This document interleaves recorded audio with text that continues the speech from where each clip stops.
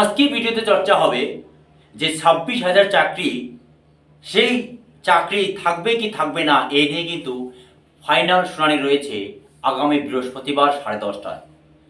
মহামান্য supreme court পরিষ্কার এসএসসিকে জানিয়ে দিয়েছে যে একমাত্র পুরো প্যানেল বাতিল নাকি কে যোগ্য কে অযোগ্য তার উপরে শুনানি। সুপ্রিম কোর্টের বক্তব্য হচ্ছে যে না, কে যোগ্য কে অযোগ্য সেটা কিন্তু দেখার মতো যে রাস্তা সেটা টোটাল বন্ধ হয়ে গেছে। কারণ পরীক্ষা হয়েছে যদি কলকাতায়, তাহলে আনসার শিট পড়ে আছে গাজিয়াবাদে। মানে এক কথা সুপ্রিম কোর্ট বলেছে গ্রেট স্ক্যাম। মহামান্য কলকাতা হাইকোর্টের বিচারপতি প্রাক্তন মিস্টার গাঙ্গুলি এই প্যানেল বাতিল করেছেন, কিন্তু সঙ্গে সঙ্গে রাজ্য সরকারের পক্ষে এসএসসির পক্ষ থেকে কিন্তু সুপ্রিম কোর্টে যাওয়া হয়। পরবর্তীতে সুপ্রিম কোর্ট নির্দেশ দেয় যে না, আপাতত তারা বেতন পাবেন। কিন্তু জানিয়ে রাখি, এই 26,000-এর মধ্যে কার কার ঘুম, রাতের ঘুম চলে যেতে পারে। এরা হচ্ছেন কি group C, group D, class 11, 12 এবং 9 এবং 10, এদের মধ্যে প্রায় 26,000 চাকরি যথেষ্ট চিন্তার মুখে। দর্শক, আজকে এই বিষয়ে এখানে চর্চা করছি যে পরীক্ষা হচ্ছে কলকাতাতে, আনসার শিট গাজিয়াবাদে। এই নিয়ে যখন টোটাল প্যানেল বাতিল করে দেয় মহামান্য কলকাতা হাইকোর্ট, তখন রাজ্য সরকারের পক্ষে যেমন এসএসসি চলে যায় সুপ্রিম কোর্টে, বেশ কিছু চাকরি প্রার্থী তারা কিন্তু সুপ্রিম কোর্টে যায়। তাদের বক্তব্য কি ছিল চাকরি প্রার্থীদের? যে না, সবাই অযোগ্য নয়। তখন সুপ্রিম কোর্ট প্রশ্ন করে যে না, কে যোগ্য কে অযোগ্য সেটা কি করে আমি বাছাই করব।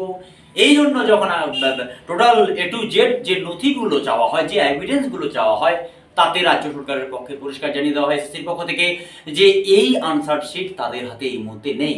তার মানে ধরেই নেওয়া যায় যে গ্রেট স্ক্যাম। যদি এই মুহূর্তে শিক্ষামন্ত্রী প্রাক্তন পার্থ চ্যাটার্জি তিনি জামিন পেয়েছেন, সেই ব্যাপারটা আলাদা। প্রশ্ন হচ্ছে, সুপ্রিম কোর্টের বক্তব্য হচ্ছে যে পরবর্তীতে এসএসসিকে বলে দেয় মহামান্য সুপ্রিম কোর্ট যে কে যোগ্য কে অযোগ্য সেই বাছার ক্ষমতা সুপ্রিম কোর্টের নেই, যেহেতু এভিডেন্স এসএসসি দিতে পারেনি। যদি আনসার শিট থাকতো বা আপনার ভাই কি করে নিয়োগ হয়েছে, প্যানেলে কে কে ছিল, প্যানেলিস্ট কারা কারা ছিল, A to Z বৃত্তান্তের চর্চা হওয়ার কথা ছিল। কিন্তু মহামান্য সুপ্রিম কোর্ট জানিয়ে দিয়েছে পরিষ্কার, যোগ্য অযোগ্যের কোনো প্রশ্ন শুনবে না মহামান্য সুপ্রিম কোর্ট। আগামী বৃহস্পতিবার 10:30টায় একমাত্র শুনানি হবে যে পুরো প্যানেল বাতিল নাকি প্যানেলে কেউ থাকবে, কার চাকরি থাকবে কার চাকরি থাকবে না, তার উপরেই কিন্তু শুনানি আগামী বৃহস্পতিবার 10:30টার সময়। তার আগে একটা বিষয় আমি আপনাদের জানিয়ে দিচ্ছি যে আপনারা ভাবতে পারছেন যে মানে সেই দুর্নীতি কতটা গভীরে চলে গেছে। বিভিন্ন সে টেট হোক, এসএসসি হোক, প্রাইমারি হোক, আপার প্রাইমারি হোক, বিভিন্ন স্ক্যামগুলো কিন্তু গ্রেট স্ক্যাম হচ্ছে।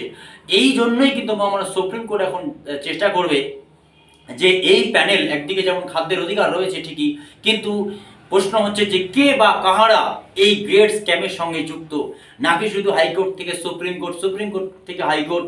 টোটাল এসএসসি এক্সাম বন্ধ হয়ে আছে, হাজার হাজার ছেলে মেয়ে স্বচ্ছ নিয়োগের আন্দোলন যারা আন্দোলন করছে, সেই এসএসসি হোক বা টেট হোক 2024-এ, কিন্তু আর টেট হওয়ার কথা নয়, সেটা 2 মাস আগেই জানিয়ে দিয়েছে রাজ্য সরকারের পক্ষ থেকে। তার আগে আর একটি বিষয় যেটা না বললে নয়, যে এক বা একাধিক কাণ্ডে কিন্তু গ্রেট স্ক্যাম হওয়ার ফলে কিন্তু অনেক ছেলেমেয়েদের কিন্তু চলে যাচ্ছে বয়স। তার আগে আর একটি যেটা ওবিসি মামলা আছে, সেটা তো একটা বিরাট স্ক্যাম, সেটা হয়তো সম্ভবত ওবিসি বাতিল হতে পারে কিনা মহামান্য সুপ্রিম কোর্ট সিদ্ধান্ত নেবে। তার আগে আমি আপনাদের জানিয়ে দিচ্ছি, অবশ্যই আগামী বৃহস্পতিবার এটি নতুন সূর্য উদয় হবে যে কার চাকরি থাকবে কি কার চাকরি থাকবে না, কে যোগ্য কে অযোগ্য সেই দিকে কিন্তু সুপ্রিম কোর্ট যাবে না। টোরাটরি সরাসরি হয় প্যানেল থাকবে, নয় প্যানেল বাতিল হবে। আজ এ পর্যন্ত।